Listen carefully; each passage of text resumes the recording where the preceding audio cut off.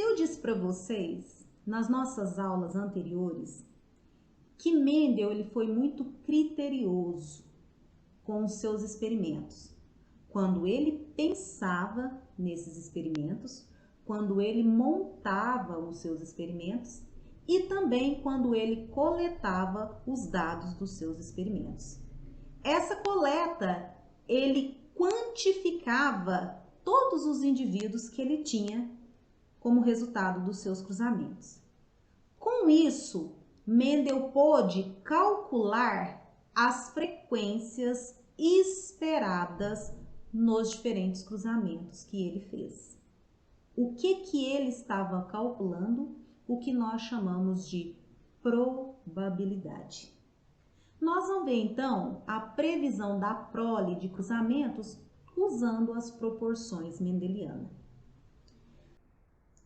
Nas nossas aulas anteriores, nós observamos os resultados de cruzamentos envolvendo um único gene e 2 genes.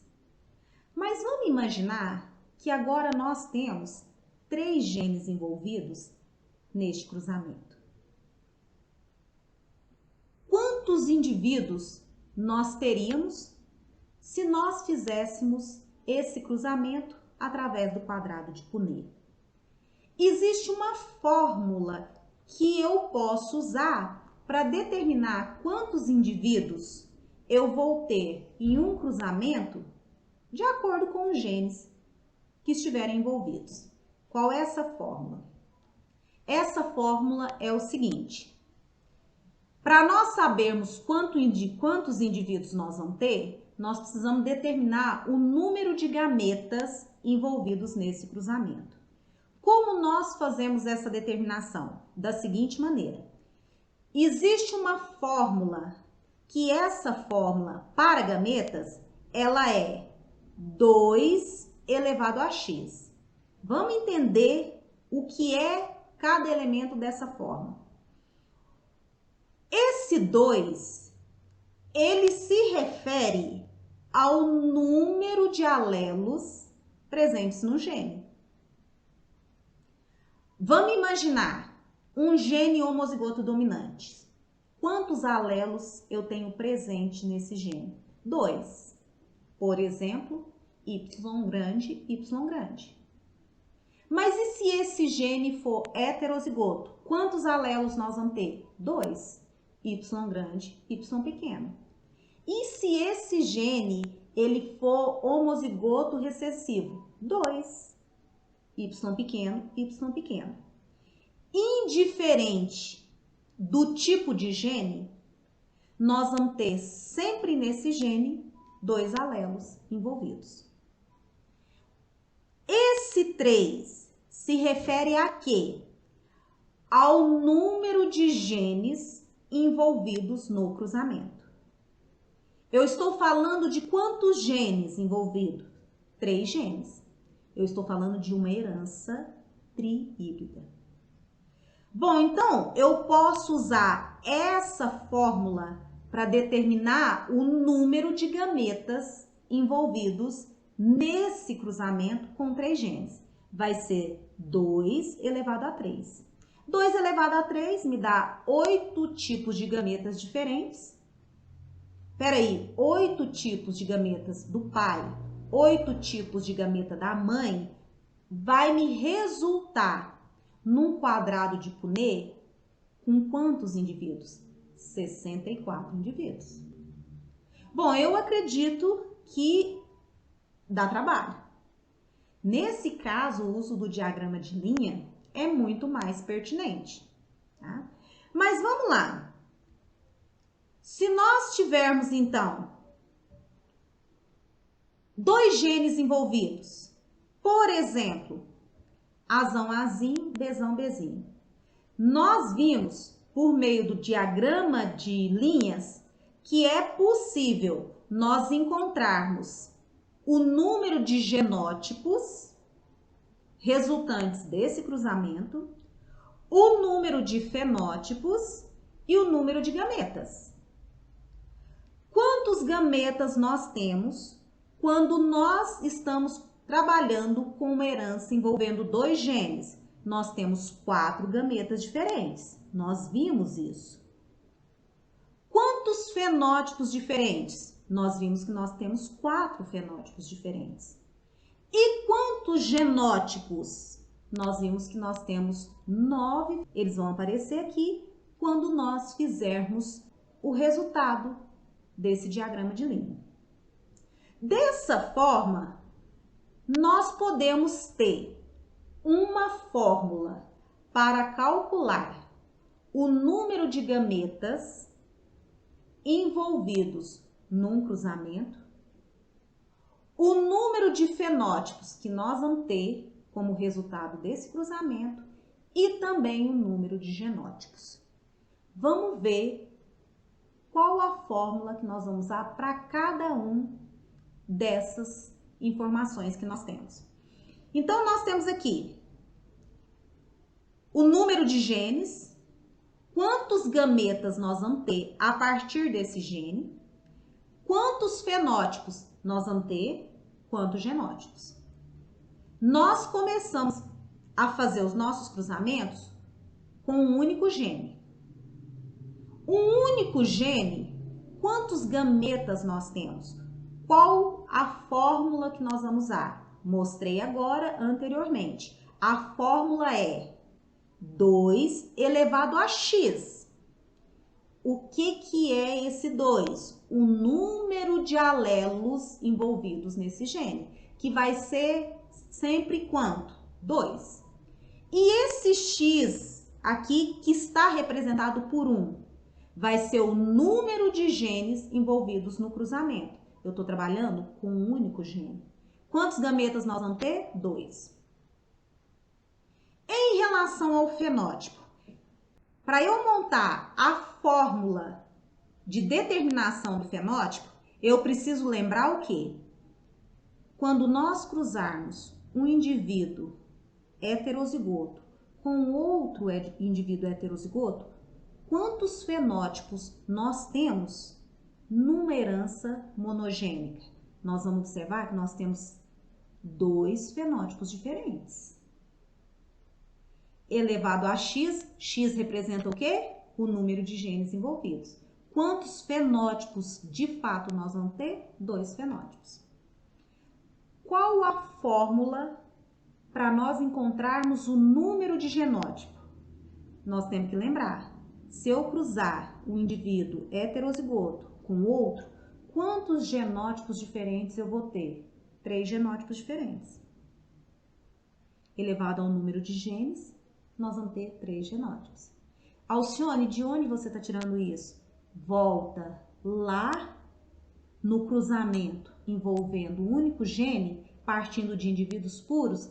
Veja no F2 quantos fenótipos nós temos, quantos genótipos nós temos.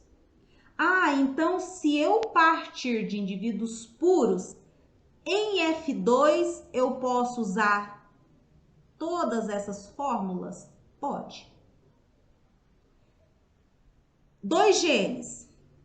2 genes, para nós determinarmos o número de gameta, agora vai ser 2 elevado a 2. Nós temos quantos gametas? 4. Fenótipos, 2 elevado a 2. Nós vamos ter 4 fenótipos diferentes. E genótipo, 3 elevado a 2. 9 genótipos diferentes. Não foi isso que nós encontramos? E se nós tivermos uma herança envolvendo 3 genes? A mesma coisa. Gametas, 2 elevado a 3, 8 gametas. Fenótipos, 2 elevado a 3, 8 fenótipos. E por fim, genótipos, 3 elevado a 3, 27 genótipos diferentes. Então, se nós partirmos de indivíduos puros e nós quisermos saber quantos gametas, fenótipos e genótipos diferentes nós vamos ter na geração F2 desse cruzamento, nós podemos usar essas fórmulas aqui e vocês podem, inclusive, confirmar com os resultados que nós já tivemos, tá? Nesse caso, nós temos o que nós chamamos de regras estatísticas para o cálculo de probabilidade.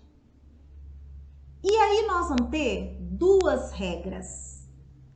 A regra do produto, que ela vai acontecer quando eu quero uma característica e outra característica. Ou a regra da soma, quando eu quero uma característica ou outra característica. Vou dar um exemplo para que a gente possa entender essas regras da estatística usando esse cálculo de probabilidade. Vamos imaginar que eu tenho o seguinte cruzamento de um indivíduo e que nesse cruzamento nós temos 5 genes envolvidos. Quais são eles? Azão, Azinho, Bzinho, Bzinho, Czão, Czinho, Dzão, Dzinho, Ezão, Ezinho. E nós vamos cruzar esse indivíduo com um outro, que é Azão, Azinho, Bzão, Bzinho, Czão, Czinho, Dzinho, Dzinho, Ezinho, Ezinho. O que eu quero? Eu quero calcular a probabilidade de eu ter um filho que, para todos os genes, ele é homozigoto recessivo. Qual é essa probabilidade? Bom, a primeira coisa que eu vou sugerir para vocês, não vamos fazer o cruzamento usando o quadrado de Punnett e nem o diagrama de linha para esse cruzamento aqui. Então, de que maneira nós vamos fazer? Vamos lá. Nós vamos pegar cada gene separadamente para fazer o cruzamento. Então, o primeiro cruzamento que nós vamos fazer vai ser Azão, Azinho com Azão, Azinho, que é o que eu quero aqui. Aí ele aqui. E eu vou fazer isso sucessivamente para esse segundo gene, para o terceiro, o quarto e o quinto. Então, vamos lá. Bzinho, Bzinho com Bzão, Bzinho, nós temos esse resultado. Czão, Czinho com Czão, Czinho, nós temos esse resultado. Dzão, Dzinho com Dzinho, Dzinho, nós temos esse resultado. Ezão, Ezinho com Ezão, Ezinho, nós temos esse resultado. O que eu quero desse resultado? Eu quero a probabilidade de ter um indivíduo com todos os genes homozigoto recessivo. Bom, então vamos olhar aqui. Nesse cruzamento, qual é a probabilidade de eu ter um indivíduo Azinho, Azinho? Olha só, 1 em 4, 1 quarto. E nesse cruzamento aqui, nesse cruzamento, 2 quartos. E nesse cruzamento aqui, nós temos aqui 1 quarto. E este, 2 quartos. E neste aqui, 1 quarto. Bom, então o que nós precisamos saber? Nesse exercício, é a regra do E ou a regra do OU? O que eu quero? Eu quero esse indivíduo e esse, e esse, e esse, e esse? Ou o exercício está pedindo esse, ou esse, ou esse, ou esse?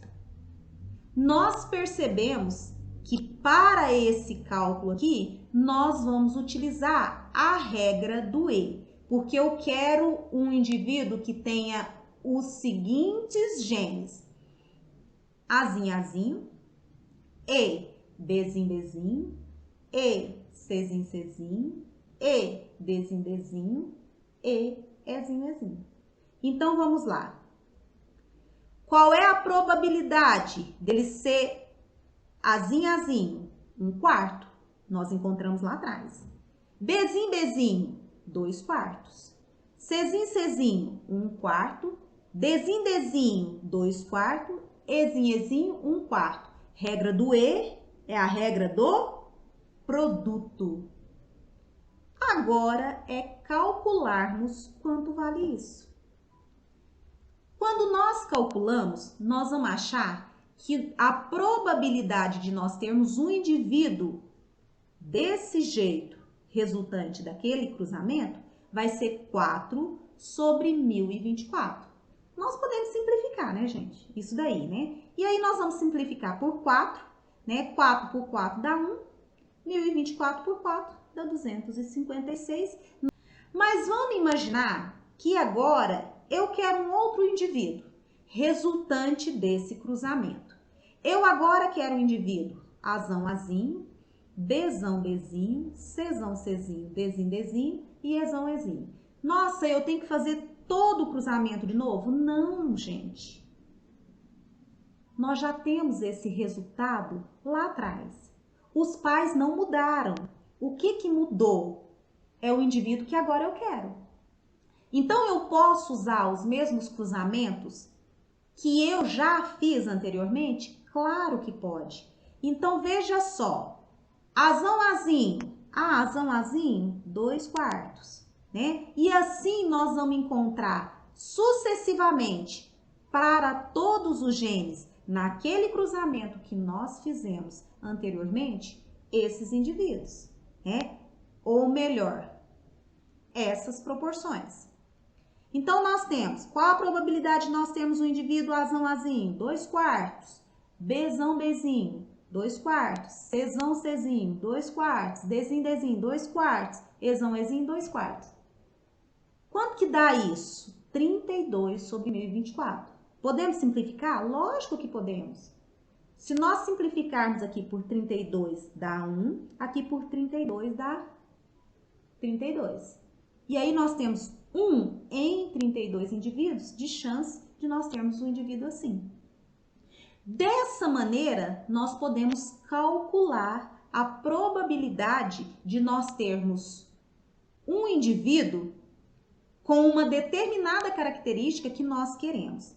E se eu falasse para vocês assim, qual a probabilidade desse cruzamento anterior de nós termos um indivíduo assim ou assim? Opa, agora é a regra da soma. Nós já temos isso e isso, é só nós somarmos, porque é a regra da soma, 1 sobre 256 mais 1 sobre 32. E aí nós teremos a probabilidade de nós termos um indivíduo assim ou dessa maneira nesse exercício. Eu espero que vocês tenham entendido como que nós usamos os resultados obtidos na genética mendeliana para esses cálculos de probabilidade.